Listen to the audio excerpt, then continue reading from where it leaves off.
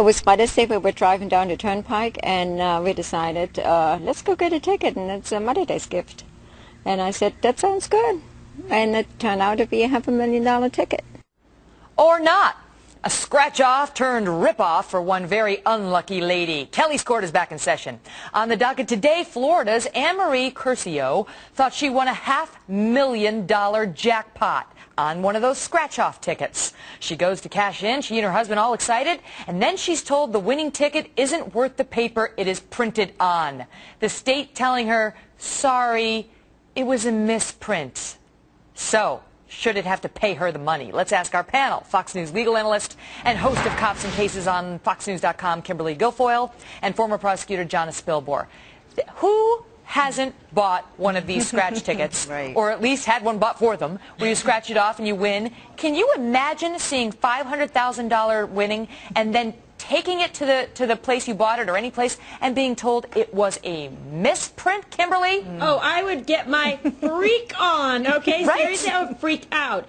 This is what I say. I consulted renowned philosopher Cuba Gooding Jr., and he says, show me the money, baby, or we're going to trial. These people were cheated. It's breach of contract. Equitable estoppel should come into play here. Unfair business practices, deceptive trade practices, the whole bit. They didn't do anything wrong. They paid the $20. They won big time. It's the fault of the state that they said they had the misprint. Hello, case closed. Jonna, how can they do this? If they can do this to her, then in any case where you win a substantial jackpot in these scratch-off tickets, the state can just say, oh, misprint again. Sorry, we really need a new printer. Right. You know, this pains me because I would want the money too. But think of it this way. If the Lottery Commission cannot control who wins and who doesn't, they can't control if a clerical error is going to result in a windfall, then we would all be winners because we would all be printing our own tickets. They have to But this isn't even arguably a case of fraud. No one's even alleging that the state is admitting that it looks like a winning ticket, but that it was a misprint. Right. I don't really know what that means. It's basically a clerical. Think about it this way. What if you get a bill from your electric company and the bill is wrong? Should you not have to pay the full amount that you actually owed? It's along the same lines. It's basically a clerical error, and the Lottery Commission has to be able to control that they don't have to pay out when there's a misprint or a clerical error. Well, is that true, Kimberly? Because the truth is, you know, when we say Lottery Commission, I think in the state of Florida, that means the taxpayer ultimately. Yes, but listen, I don't understand that. This is like stealing their money. They complied with their end of the bargain. It's a contractual arrangement. They paid the $20. They won. They should be paid. It was through no fault of their own, no breach on the part of the plaintiffs here, that they, in fact, shouldn't get this money. It's because the state messed up. You can't just say, oh, my bad, misprint.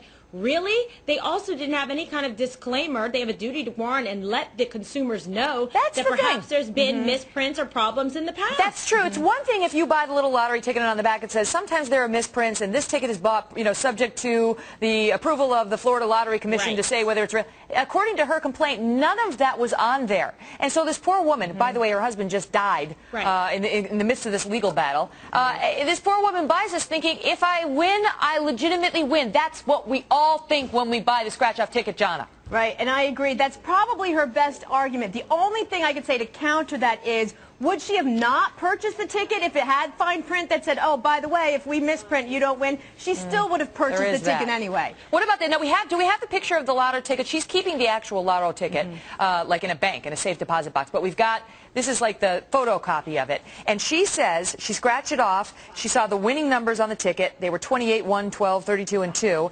And then it showed that the prize was $500,000. Kimberly, is there any reason why the Florida Lottery would not settle this case?